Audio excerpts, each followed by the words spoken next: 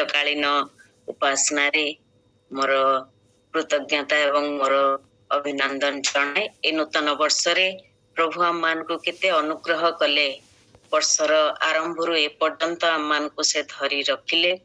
गत वर्षटी सारा आम मान को अनुग्रह कले। तांकर अनुग्रह को स्मरण करू करू तांकर आशीर्वाद को हेज करू करू आमाने नूतन वर्ष रे प्रवेश करिछु। आम मानकर विश्वास एवं आशा एवं भरोसा जे सेई प्रभु आम मानकर सर्वशक्तिमान एवं जीवित ईश्वर आम मान को ए वर्षटी सारा मध्य आम मानकर हाथ धरी आम मान को कढ़ाई नेबे।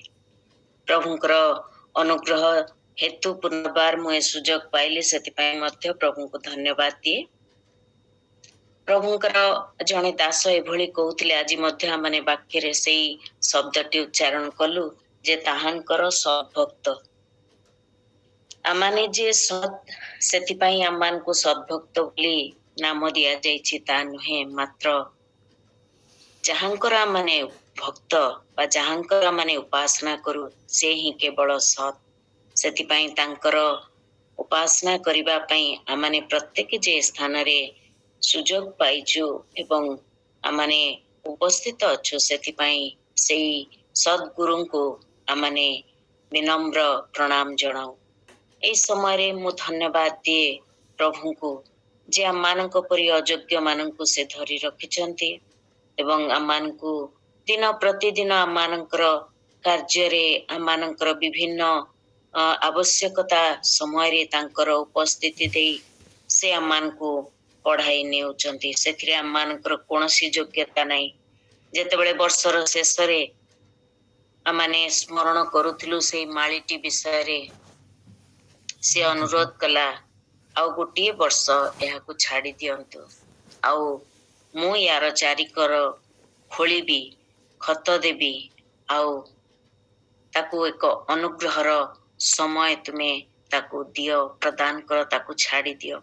धन्यवाद देउ आमे प्रभु को जे आम परि अयोग्य मानकु वर्ष परे वर्ष दिन परे दिन मास परे मास एई भली आमानकु से सजाड़ू अछंती। आमानकु सुजोग परे सुजोग देउछंती जेभली आमाने तांकर निकटवर्ती हो।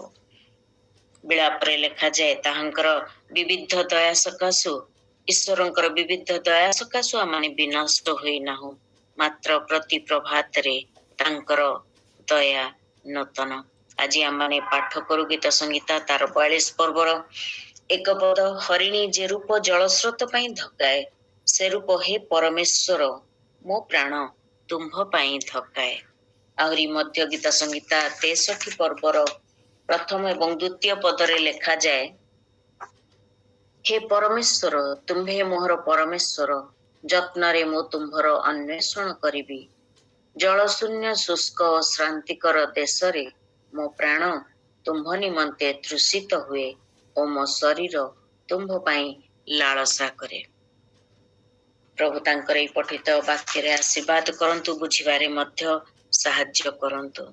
ए समय रे आमाने समस्ते प्रार्थना दलगत प्रार्थना सभा ए शब्द गुड़िक सहित ओतप्रोत भाव रे आमाने जड़ित। आमाने जानू जे वर्तमान प्रार्थनार गुरुत्व प्रार्थना कौन प्रार्थनार डेफिनेशन आमे समस्ते भल भाव रे जानू, किंतु आज ए नूतन वर्ष रे प्रभु आम मानकु कौन शिखाइबा पई चाहंती सेथिरे आमे अल्प तीनोटी मु पॉइंट कहिबी आ से विषय को आमने स्मरण रे रखिबा आ ताहाको आम मानक जीवन रे कार्यकारी करिबा पई आमने चेष्टा करिबा।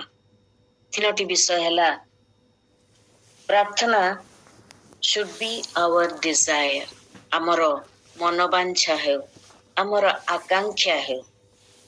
प्रार्थनाटा केवल आमानकर धारावाहिक बा नित्य नैमित गोटे विषय वस्तु न हो, मात्र एटा आमानकर हृदयर बांछा है, आमानकर लक्ष्य आमानकर व्याकुलता आमानकर तृषा प्रार्थना निमंते हो।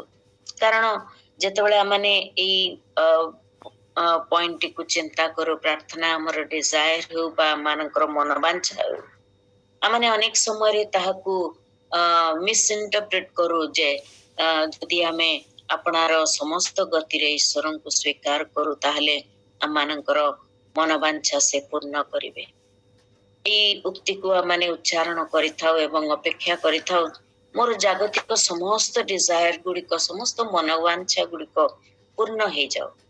ମୋର ଯାହା ଯାହା ଆବଶ୍ୟକ ଅଛି, ମୋର ଯାହା ଯାହା ପ୍ରୟୋଜନ, ମୋର ପିଲାମାନେ ଭଲ ପାଠ ପଢନ୍ତୁ, ବିଦେଶ ଯାତ୍ରା କରନ୍ତୁ ଏବଂ ଉତ୍ତମ ଖାଦ୍ୟ ଦେଇ ପ୍ରଭୁ ଆମମାନଙ୍କୁ ପରିତୃପ୍ତ କରନ୍ତୁ, ମୋର ଏଭଳି ଏକ ବିଷୟ ଆବଶ୍ୟକ, ମୋର ଗୋଟେ ଘର ଆବଶ୍ୟକ, ଏସବୁ ଆମମାନଙ୍କର ମନବାଞ୍ଛା ଗୁଡ଼ିକ ପୂର୍ଣ୍ଣ ହେଉ ବୋଲି ଆମେ ତାହାକୁ ମିସ୍ଇଣ୍ଟରପ୍ରେଟ କରୁ। କିନ୍ତୁ ଏଇ ନୂତନ ବର୍ଷରେ ପ୍ରଭୁ ମତେ ଶିଖାଇଲେ ଏଇ ବାକ୍ୟ ଦେଇ ଯେ ଯେଭଳି ଦାଉଦଙ୍କର ସେଇ ହୃଦୟ ତାଙ୍କର ହରିଣୀ ଯେ ରୂପ ଧକାଏ, ସେ ରୂପ ହେ ଈଶ୍ୱର ମୋ ପ୍ରାଣ ତୁମ ପାଇଁ ଧକାଏ। ଆମର ପ୍ରାଣ, ଆମର ଆତ୍ମା ତାଙ୍କ ସହିତ ମିଳିତ ହେବା ପାଇଁ, କାରଣ ଆମେ ଭଲ ଭାବରେ ଜାଣୁ ପ୍ରାର୍ଥନା ହଉଛି ଈଶ୍ୱରଙ୍କ ସହିତ ଆମମାନଙ୍କର କଥୋପକଥନ ବା ବାର୍ତ୍ତାଳାପ। ଆଉ ଏଇଟା ଆମମାନଙ୍କର ଡିଜାୟାର ହଉ ପ୍ରତ୍ୟେକ ଦିନ, ପ୍ରତ୍ୟେକ ମୁହୂର୍ତ୍ତ। ଯେତେବେଳେ ମୁଁ ସ୍କୁଲରେ ପାଠ ପଢଉଥିଲି, ସେଇ ସମୟରେ ପିଲାମାନଙ୍କୁ ଏଭଳି କହେ ଯେ ପାଠ ପଢିବାଟା ପିଲାମାନେ କେବଳ ଟେବୁଲରେ ବସି ବା ତାଙ୍କର ନିଜର ସ୍ଥାନରେ ବସି ସେମାନେ ପାଠ ପଢନ୍ତି ବା ବିଦ୍ୟା ଅଭ୍ୟାସ କରନ୍ତି, କିନ୍ତୁ ପ୍ରାର୍ଥନା ଏଭଳି ଏକ ଅସ୍ତ୍ର, ଏଭଳି ଏକ ବିଷୟ ଈଶ୍ୱର ଆମମାନଙ୍କୁ ଦେଇଛନ୍ତି ଯେ ଆମେ ଯେକୌଣସି ସ୍ଥାନରେ ଥିଲେ ମଧ୍ୟ ପ୍ରାର୍ଥନା କରିବାକୁ ସମର୍ଥ ଅଟୁ। ଆମେ କିଚେନରେ ଥିଲେ ମା ମାନେ ମଧ୍ୟ ଆମେ ପ୍ରାର୍ଥନା କରିପାରୁଛୁ, ଆମେ ଯାତ୍ରା କରିବା ସମୟରେ ଆମେ ପ୍ରାର୍ଥନା କରିପାରୁଛୁ। ଈଶ୍ୱର ଆମମାନଙ୍କୁ ଏଭଳି ଏକ ଅସ୍ତ୍ର ଦେଇଛନ୍ତି ଯାହାକୁ ଯେକୌଣସି ସ୍ଥାନରେ ଥିଲେ ମଧ୍ୟ ଆମେ ତାହାକୁ ଅଭ୍ୟାସ କରିପାରିବୁ, ତାହାକୁ ପ୍ରୟୋଗ କରିପାରିବୁ। କାରଣ ଶତ୍ରୁ ଶୈତାନ କୌଣସି ମୁହୂର୍ତ୍ତରେ ଆମମାନଙ୍କୁ ଏକାକୀ ଛାଡ଼ି ଦିଏ ନାହିଁ।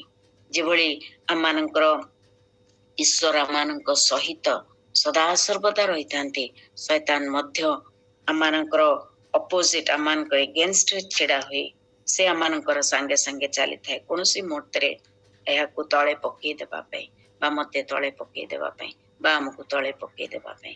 କିନ୍ତୁ ମୋର ପ୍ରିୟ ମାନେ, ପ୍ରଭୁ ଆମମାନଙ୍କୁ କେବେ ହେଲେ ଏକାକୀ ଛାଡ଼ି ଦେଇ ନଥାନ୍ତି। ତାହା ହିଁ ଆମମାନଙ୍କର ମନବାଞ୍ଛା ହେଉ, ପ୍ରଭୁ ତୁମ ପ୍ରତି ମୋ ପ୍ରାଣ ଯେଭଳି ଧକେଇବ ଏଇ ବର୍ଷ ସାରା, ସେଇ ଆତୁରତା, ସେଇ ବ୍ୟାକୁଳତା, ସେଇ ଦୁର୍ବଳତା। ଅନେକ ଭାବନ୍ତି ପ୍ରାର୍ଥନାଟା ହଉଛି ମୋର ଗୋଟେ ଷ୍ଟ୍ରଙ୍ଗ ହୋଲ୍ଡ, ମୋର ଗୋଟେ ସେଟା ବଡ ବିଷୟ ଯଦ୍ୱାରା କି ମୁଁ ସମସ୍ତ ବିଷୟକୁ ଜୟ କରିପାରେ। କିନ୍ତୁ ମୋର ପ୍ରିୟ ମାନେ, ଆଜି ଆମେ ପ୍ରାର୍ଥନା କରୁ, ପ୍ରଭୁ ପ୍ରାର୍ଥନା ମୋର ଦୁର୍ବଳତା ହେଉ, ମୁଁ ଯେଭଳି ଯୋଉ ସ୍ଥାନରେ ଥିଲେ ମଧ୍ୟ ପ୍ରାର୍ଥନାକୁ ମୋର ଅସ୍ତ୍ର ଭାବରେ, ମୋର ସାଥୀ ଭାବରେ, ସେଇ ଆକୁଳତାର ସହିତ ମୁଁ ତା ସହିତ ଅଗ୍ରସର ହେଇପାରିବି। ବର୍ଷ ସାରା ଆମେ ଜାଣୁନା ଆମ ପ୍ରତ୍ୟେକଙ୍କ ନିମନ୍ତେ କିଭଳି ପରିସ୍ଥିତି ଅଛି ବା କୋଉ କୋଉ ପରିସ୍ଥିତିକୁ ଆମମାନଙ୍କୁ ସାମ୍ନା କରିବାକୁ ପଡିବ, କିନ୍ତୁ ଏତିକି ଆମେ ମାଗୁ, ହେ ଈଶ୍ୱର, ମୋର ମନବାଞ୍ଛା ପ୍ରାର୍ଥନା ଅଟେ। ଆଉ ତୁମେ ବାକ୍ୟରେ ପ୍ରତିଜ୍ଞା କରିଛ, ଯେଉଁମାନେ ସଦାପ୍ରଭୁଙ୍କୁ ଆପଣା ପଥ ସମର୍ପଣ କରନ୍ତି ସେମାନଙ୍କର ସମସ୍ତ ମନବାଞ୍ଛା ତୁମେ ପୂର୍ଣ୍ଣ କରିବ। ଆଉ ମୋର ପ୍ରାର୍ଥନା ପୂର୍ଣ୍ଣ ହେବ ବୋଲି ଏଇ ବିଶ୍ୱାସରେ ଆମେ ଅଗ୍ରସର ହେଉ। ଦ୍ୱିତୀୟ ବିଷୟଟି ପ୍ରାର୍ଥନା ବିଷୟରେ ଆମେ ମନେ ରଖିବା ଯେ ପ୍ରେୟାର ସୁଡ୍ ନଟ୍ ବି ଆନ୍ ଇନଭେଣ୍ଟରି ଅଫ୍ ଆୱାର ନିଡ୍ସ। ଆମର ଯାହା ଆବଶ୍ୟକତା ଅଛି, ଇନଭେଣ୍ଟରି କହିଲେ ଗୋଟେ ତାଲିକା ନ ହେଉ। ପ୍ରତ୍ୟେକ ଦିନ ପ୍ରାତଃ କାଳରେ ଆମେ ଯେତେବେଳେ ଆମର ସ୍ୱାମୀ ମାନଙ୍କୁ ବା ଆମେ ନିଜେ ହେଉ, ଯେତେବେଳେ ଆମେ ଘରଠୁ ବାହାରୁ, ସେତେବେଳେ ଆମର ଗୋଟେ ଲିଷ୍ଟ ଆମେ ପ୍ରିପେୟାର କରୁ, କଣ କଣ ଆଜିର ଆବଶ୍ୟକତା ରହିଛି, କଣ କଣ କିଣିବା ଦରକାର ବଜାରକୁ ଯିବା ସମୟରେ। ସେ ଠିକ ସେଇଭଳି ପ୍ରାର୍ଥନା ମଧ୍ୟ ଅନେକ ସମୟରେ ଆମେ ତାହାକୁ ବ୍ୟବହାର କରିଥାଉ। କଣ କଣ ମାଗିବି ଆଜି ପ୍ରଭୁଙ୍କୁ, ଆଉ ମୋର ଗୋଟେ ଲମ୍ବା ଚଉଡା ଲିଷ୍ଟ ମୁଁ ପ୍ରଭୁଙ୍କ ଆଗରେ ରଖିଦିଏ ଯେ ପ୍ରଭୁ ଏଇ ବିଷୟ ମୋର ପ୍ରୟୋଜନ। କିନ୍ତୁ ମୋର ପ୍ରିୟ ମାନେ, ପ୍ରଭୁ ଆମମାନଙ୍କୁ ଶିଖେଇବା ପାଇଁ ଚାହାନ୍ତି ଯେ ଏଇ ପ୍ରାର୍ଥନା ଇଟ୍ ସୁଡ୍ ବି ଆମେ ପ୍ରଭୁଙ୍କର ଅନୁଗ୍ରହ ଗୁଡିକୁ ଗଣନା କରିବା, ସ୍ମରଣ କରିବା ଯେ କଣ କଣ ତୁମେ ମୋ ପାଇଁ, what he has done for me, ମୋ ପାଇଁ ସେ କଣ କଣ କରିଛନ୍ତି, ସେଗୁଡିକୁ ଆମେ ସ୍ମରଣରେ ଆଣିବା ଓ ପ୍ରାର୍ଥନା କରିବା ସମୟରେ ଗୋଟି ଗୋଟିକୁ ଯେଭଳି ଦାଉଦ गीत संगीता 103 पर्वरे कहले हे मोहर मन सदा प्रभुंकर धन्यवाद कर, हे मोहर मन सदा प्रभुंकर धन्यवाद कर ओ ताहांकर मंगल दान सबु पासर नहीं। आमने अनेक समय तांकर मंगल दान गुड़ी को पासरी दे थाउ, खाली आमर आवश्यकता उपरे आमर फोकस हो जाए था। किंतु मोर प्रिय माने एई वर्ष सारा प्रभु साहाय्य करंतु जेभली आमाने तांकर मंगल दान गुड़ी को गणना करिबा। आमानकर गोटे साइड रे आमानकर सेई तालिका को प्रस्तुत करू। मोर जीवन रे थिबा समस्त दुर्बलता, समस्त पाप, समस्त दोष को आमाने गोटे तालिका प्रस्तुत करिबा।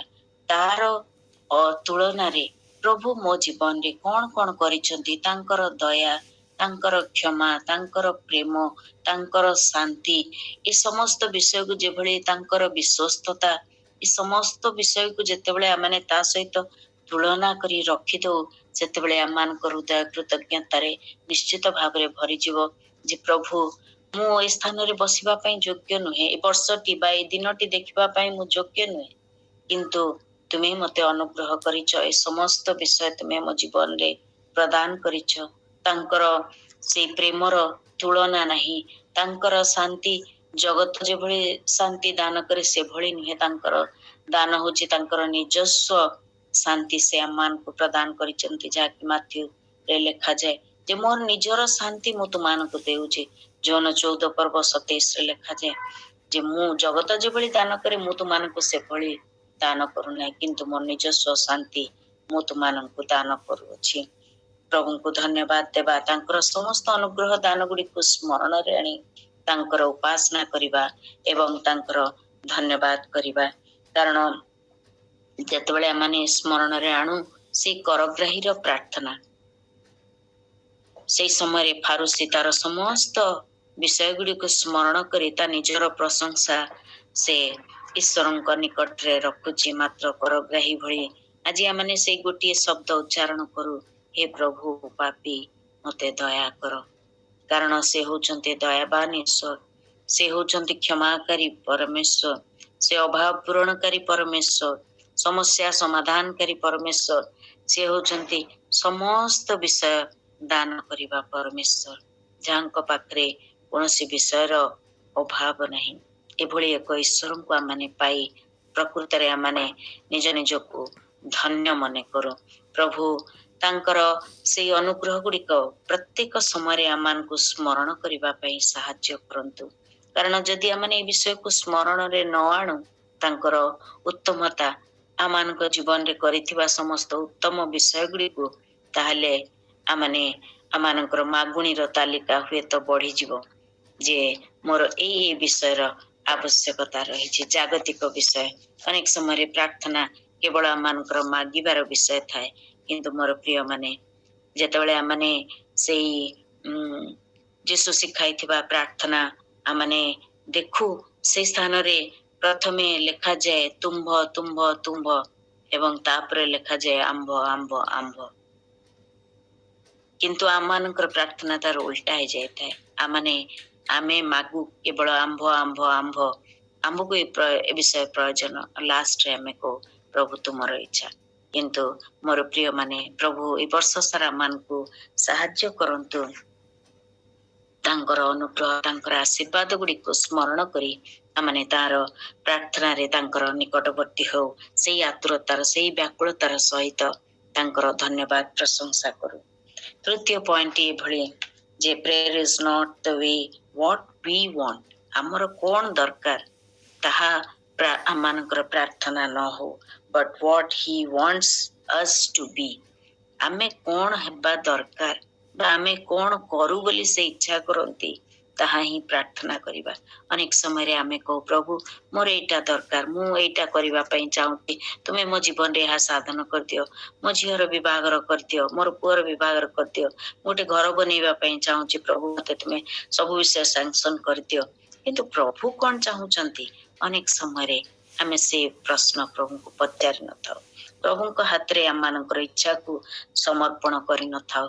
से दिन मन पड़े एलियंकर प्रार्थना विषय रे, एलियो क्लांत हो गले आउ से रोतम वृक्ष मूले आपणार मृत्यु कामना कले, हे प्रभु आउ मु पारिबिनी, ମତେ ତୁମେ ନେଇଯାଅ, ମତେ ତୁମେ ମୃତ୍ୟୁ ଦେଇଦିଅ।